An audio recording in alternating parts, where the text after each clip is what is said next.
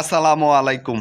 Rising Asia কাপের প্রথম সেমিফাইনালে বাংলাদেশ এ এবং ইন্ডিয়া এ প্রথম ম্যাচটি শুরু হবে আজ।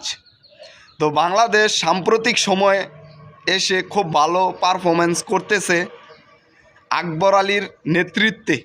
তো আমাদের যে প্রধান যে ওপেনিং ব্যাটসম্যান হাবিবুর রহমান সোহান, সে খুব ভালো ফর্মে আছে।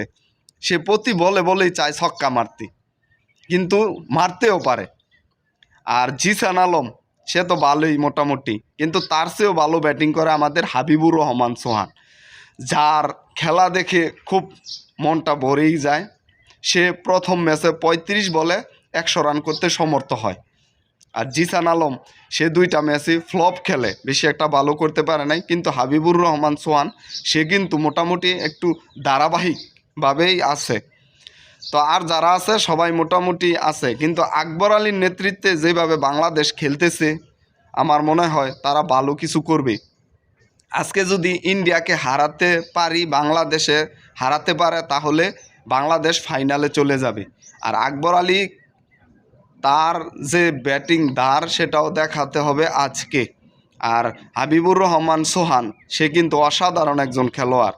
আর তাও মানতে হবে, ইন্ডিয়ারও ওপেনিং সূর্যবংশী একটা খেলোয়াড় আছে, সেও কিন্তু খুব ভালো খেলে, ভৈরব।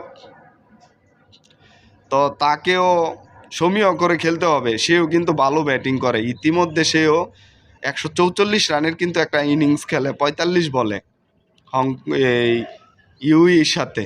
তো তাকেও সমীহ করতে হবে। তো বাংলাদেশের যে হাবিবুর রহমান সোহান, তাকেও বাহবা দিতে হয়। সে ৩৫ বলে 100 করতে সক্ষম হয়, কিন্তু তার সেই ধারাবাহিক খেলাটা আজ দেখাতে হবে ইন্ডিয়ার সাথে।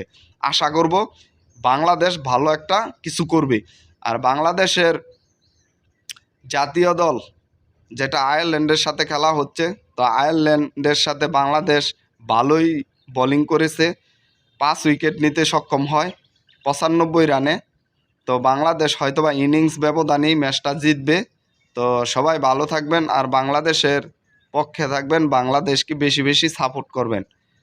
ধন্যবাদ সবাইকে।